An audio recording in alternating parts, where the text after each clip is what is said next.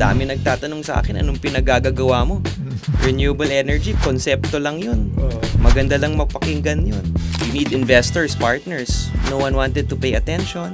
Ayaw makipag-meet. So ngayon, it's actually the other way around. We're seeing the demand outweigh the supply in terms of renewable. The growth plans of the government in terms of renewable energy, solar will really play a big part. Ang view ko nun is to become patient because dadating din ang panahon na talagang kailanganin ng market ng renewable energy.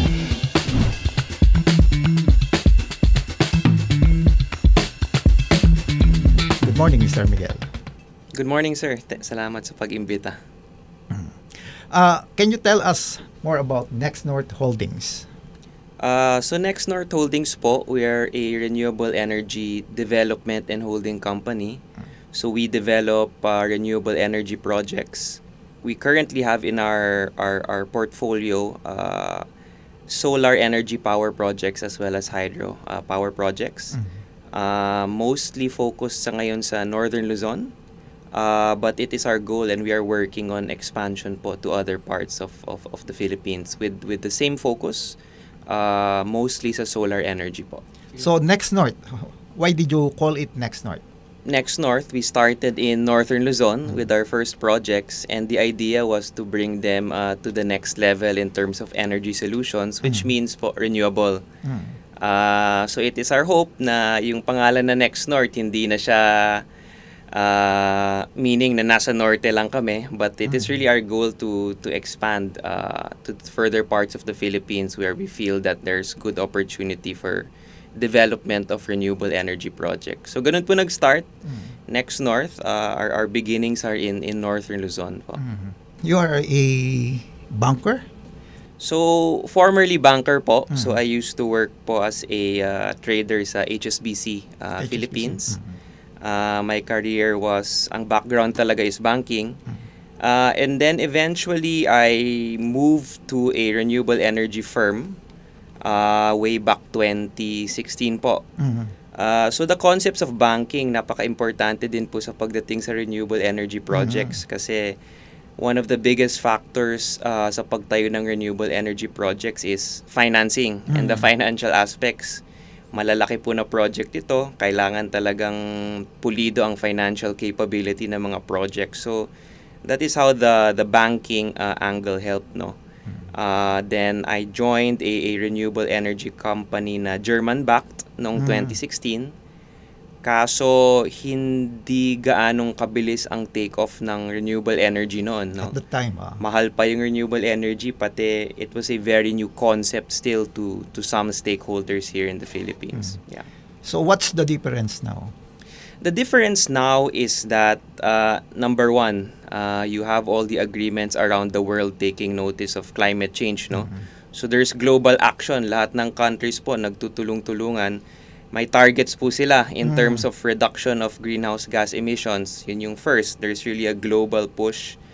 The second is the concept of energy security, which we largely experienced nung Russia-Ukraine war po. So a few years back, the Russia-Ukraine war happened and we saw the prices of coal, which is a big energy source of the Philippines. The price of coal really skyrocketed. So for a moment, yung mga kababayan natin po, ang mahal ng binabayad sa kuryente dahil ang binabayad din natin is yung pag-import ng coal, which is the fuel. So after that, I think the Philippines noticed that hindi lang siya environmental, but economical and security din yung tinitignan. We need to brace ourselves for that type of event whereby we should find ways to be more energy secure sa sarili nating teritoryo. So how did you start Next North? Next North didn't start as a company with multiple projects. It started as a company with one project, which is the 440 megawatt solar project in Ilagan City, Isabela. We learned the ropes through the years. Nakita namin yung challenges, opportunities in the sector. When was this? This was way back 2019 pa po. 2019, wow. 2019. So again, that was still before the time when you had all the clamor for renewable energy. Mm. I think, the attention for renewable energy really exploded 2022 onwards. But back then, we were just, quietly developing projects. Ang view ko nun is to become patient because dadating din ang panahon na talagang kailanganin ng market ng renewable energy. Why solar? What makes you interested in solar energy? Out of all the renewable energy sources, solar is the quickest to develop.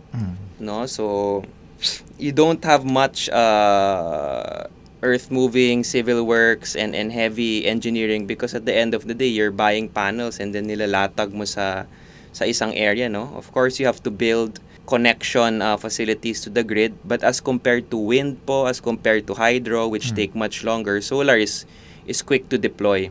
Gusto rin namin, nakikita namin agad yung results ng pagde-develop namin. So solar is a focus. And I think the government also sees that. If you see the growth plans of the government in terms of renewable energy, solar will really play a big part of that increase. Is Isabela an ideal site for solar energy production? Actually, it is, no? So, a few years ago, the DOE came out with a concept known as competitive renewable energy zones. Ang sinasabi nila is there are certain zones within the Philippines that are abundant with natural renewable energy resource. Isa doon ang Isabela ho. Pag tag-init, the solar production proves to be very strong. So it was an ideal area to develop a solar power project. Tsaka facing the Pacific, may impact ba yan? Or? Minsan yung mga bagyo natin talagang dun tumatama sa region 2 no? So that obviously has to be factored in, no, sa mga technical studies and plans namin. May mga wind load factor yan, may mga hydrology study na matitindi yan. Of course, our equipment has to be very safe from those strong typhoons. But once we're able to cover all those risks, the sun shines strong for solar there. Yeah. Wow. Kanina you mentioned about the prices of coal. So can you compare the cost of solar energy versus other sources of power? Compared to solar, I believe there's data from Meralco and it was recently discussed also in the news whereby the solar generation charges are within the 4 peso range, while coal, I think this was the month of July, coal is nasa 7 plus pesos. So, big difference of 3, no? 3. Pero yun, bumaba na yun from the peak. So that came from 10 pesos. 10 pesos. Iba po yung presyo na nakukuha ng mga utilities natin all over the Philippines. Kaya when we had, right after the Russia-Ukraine war, yung kuryente nila umabot ng 20 pesos per kilowatt because the pass-through costs of coal, napakataas po. Ang mahirap po sa coal is it also moves with the price of coal globally. So volatile talaga yan, 'di ba? Pag umakyat presyo, aakyat din yung cost natin to generate here. Pag bumaba, bababa. Ang kagandahan po sa solar, fixed yan, buong 20 years. Wow. Kasi lalagay mo dyan yung panel, wala ka naman fuel na nilalagay sa solar panel. So, you plan to build a 440 megawatt solar project in Ilagan.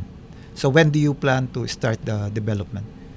So, we are at the tail end. Alam mo naman, when you develop a power project, this is an infrastructure project technically as well, with a project cost of around 18 billion pesos. 18 billion. So, there's multiple permits, multiple financial arrangements, and many other commercial arrangements that you have to get in place before you actually ground break, no? Based on our calendar, we're trying to push to break ground within the next few months. I think realistically, because we're entering the holiday season, which was our goal na sana by December, but just to add a little buffer, first quarter of next year is really the realistic time that this will be ground. And how long will the construction take? For a plant of our size po, kasi ang plano namin is one go. 440 megawatts, one phase.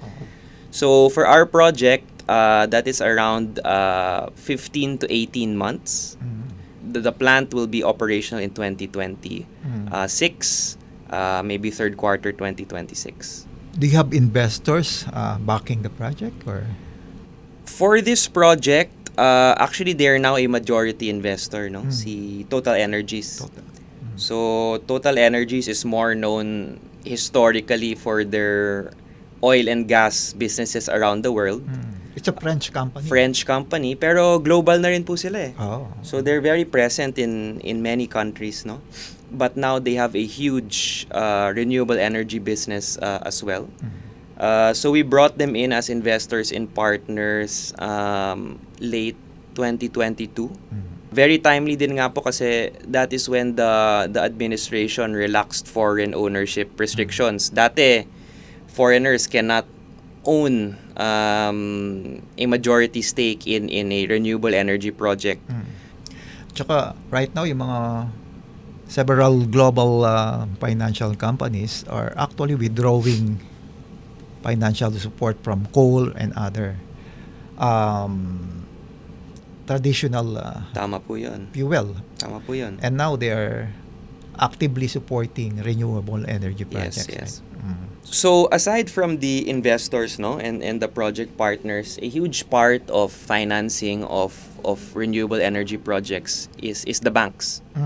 So it's what you call project finance. When you have infrastructure or renewable energy projects, the bank actually contributes a large portion of the project cost. No, so right now we are in discussions with both local and foreign lenders and banks due to the sheer size of our project, no. Tsaka global movement din to, di ba?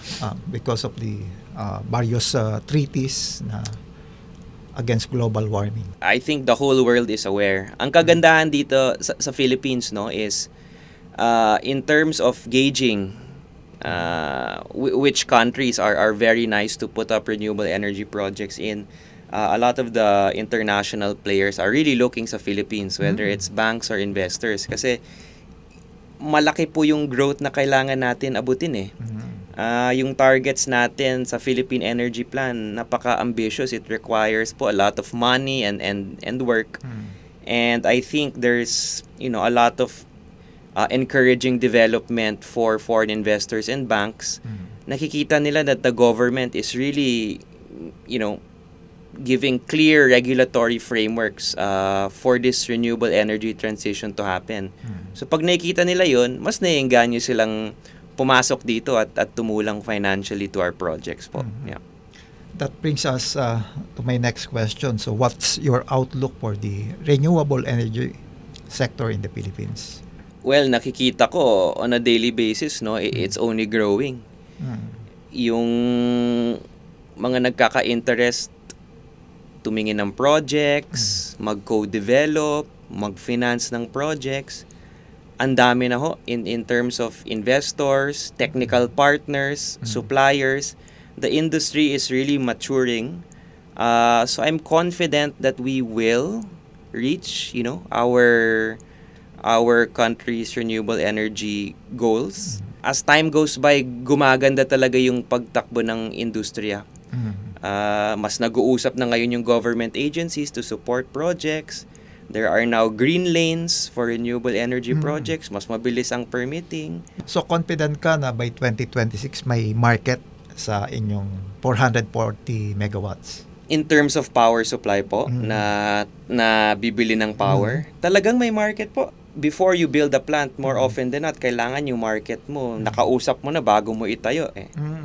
So ngayon, it's actually the other way around. We're seeing the demand outweigh the supply in terms of renewable. Yung mismong electricity utilities and electricity suppliers who service the end customers, sila mismo po yung nag-approach, naghahanap, may renewable energy capacity kayo doon, ilan. Required ba sila na to source a portion of their requirements from renewables? Yes, so there's many ways by which the adoption of renewable energy will grow. first and foremost is the electricity suppliers need to source more and more renewable, and that percentage increases as time goes by. Yung mga electric cooperatives natin kasama din doon.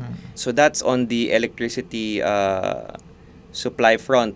And then also the government is now starting to open up the market to be able to choose kung ano yung source ng electricity nila. More and more end customers, factories, etc. are choosing to procure energy. Gusto nila green energy. Kasi kinikwento din nila sa customer nila, whether they're a manufacturer o yung end product namin manufactured using 100% green energy. It's a market right now. So, on all levels, gusto nila ng green eh. Tsaka part of their marketing strategy din rin to be labeled as green companies. Exactly. May mga naririnig ako, yung product nila mas nagiging valuable. They're able to market it more and even ask for better prices if the end product is branded as green and then kahit anong product yan. Opo. So you mentioned yung target ng DOE to achieve at least 35% of the country's solar capacity to make it green energy. Yes po. 35%. So 35% renewable by 2030, by 2040 50%. 50%. Is that too ambitious, do you think? Chicken or the egg po yun eh. The way I think about it. Pag nilakihan po ni DOE target nila, mas marami may engganyo na mag-develop, mag-invest, mag-supply, sumuporta sa renewable energy projects. Kung mababa ang target nila, hindi gaano din ka So, in terms of the target, I think it has produced that effect whereby sa ngayon, if you take a look at the projects, committed investments, interest, which is a gauge of the interest, maabot yan. Because if you look at the planned projects from developers across, yung sa capacity na gustong ibigay ng developers, ng investors, aabutin yan. Kumbaga parang whole of nation approach to, hindi lang naman si DOE, may aspect doon na LGU, DENR, many other agencies. If we continue to receive strong and coordinated support, I think the execution part will be taken care of and maabot talaga natin yun. If we reach that po by 2030, 2040, matutuwa kasi yung buong Pilipinas and not just the energy industry. Kasi ang laging naman talaga sa country natin in terms of business investment is mahal ang kuryente nyo eh. So that usually dissuades other businesses outside of energy. So everything is always related to energy. Yeah. Do you think that there are more opportunities in the renewable energy sector for other entrepreneurs or businessmen? The requirement for the industry to grow is there. So whether renewable energy developer ka, whether subcontractor ka na magiging construction ng isang power plant in a certain area, whether maging provider ka ng environmental consultancy services, there's really growth. It depends, I suppose, in which way the entrepreneur wants to partake in this renewable energy industry growth. There's many ways, and I think this will continue for a long time. So there is opportunity in the renewable energy growth story. With the construction of your solar project in Ilagan, so how many jobs do you expect to open or to generate? At peak po, so ibig sabihin sa pinaka ng project construction, it will reach a point of around 4,000 workers, Aside from building the power plant itself is contributing to the local economy, because a lot of these workers that we will ask to participate and help us will be sourced first within the local communities. Siyempre yung host community, dun namin i-source ang mga tutulong sa amin dyan. You could imagine the ripple effects din noon, di ba? Yung mga service provider, manpower, nandun manggagaling, yung epekto sa local community will be nakakatuwa din. Upon completion, mga ilan yung required labor. Yeah. So the thing about solar plant is pagtayo na yung planta, Mm. syempre tapos na yung construction. It's more of operations. Operationally, it's going to generate maybe between 100 to 200 employment. din. Pero at least yun, tuloy-tuloy na yun.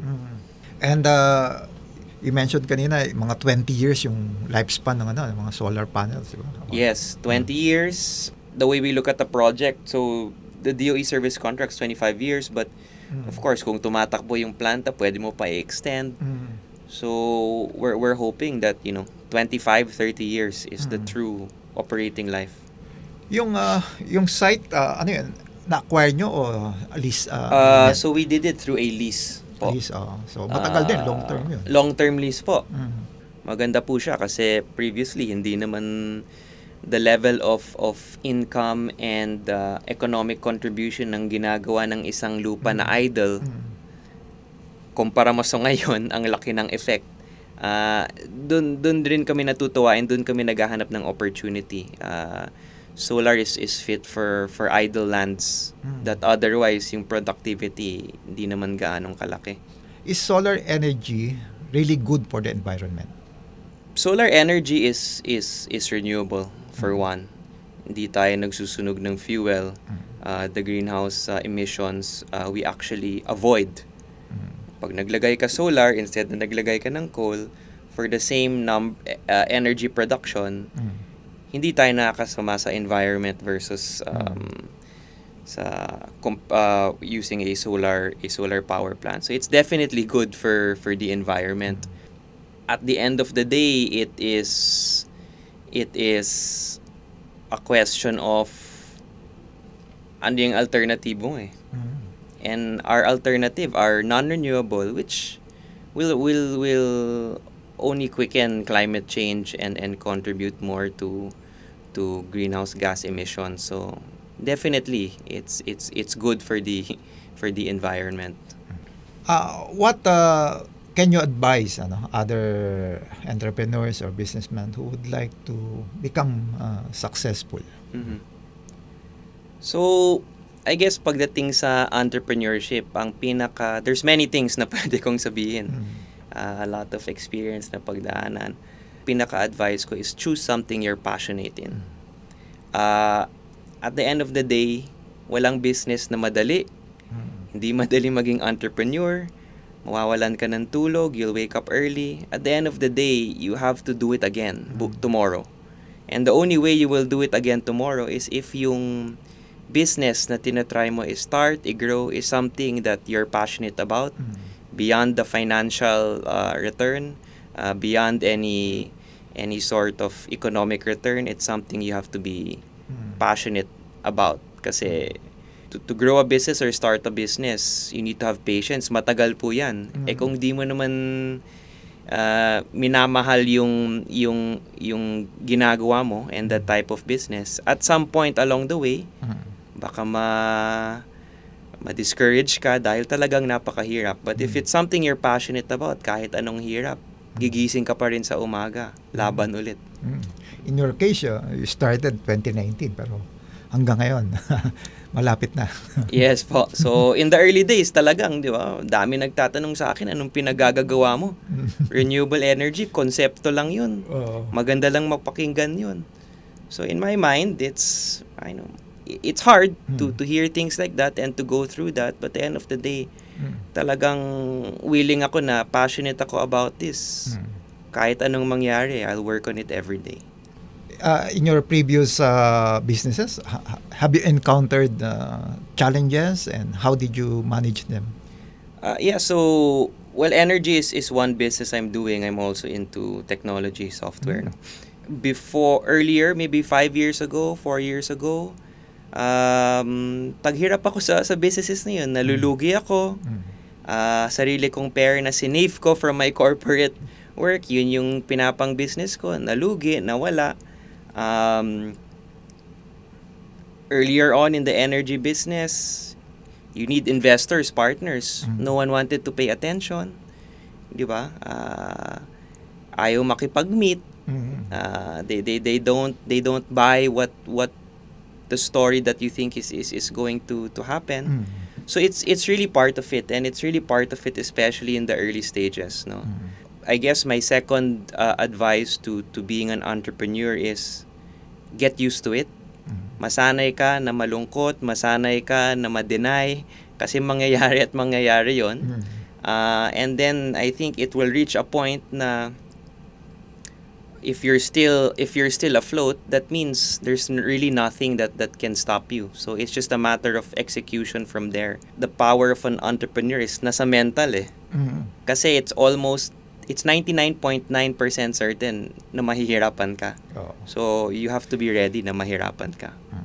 And overcoming those challenges, yun ang Correct. reward, ano? So overcoming those challenges, sa tagal, may realize mo, nagka-problem ako last year, na overcome ko. This year, may problem ulit, na overcome ko. Next year siguro, kung may dadating na problema, di na ako matatakot. Yeah. So it grows, but it takes dedication, patience, and at the end of the day, this is multi-year ang pagiging entrepreneur. So kailangan may rason kung ba't ka everyday pinagtatrabaho mo pa rin siya. So, what else can you share with our readers and social media followers? You know, if possible, you know, to get in the know of ano ba talaga tong energy transition na pinagsasabi ng government natin. It is one, I think, that concerns all of us. It is one that we should all aspire for together as a nation, as a generation. Because you know, the threats of continued climate change, energy security issues, cost of electricity, these are things that maybe not all of us know affect our daily lives, affect our family, affect everyone around us. So alamin natin kung paano tayo makatulong, makasuporta, because this is a real big initiative that will not only be for the benefit of the next few years, but this will be a benefit for, you know, the next century of our country. So let's all try to be a part of it as much as we can. Thank you, Mr. Miguel Mapa, the President, CEO, and founder of Next North Holdings. Salamat din, Sir Rod.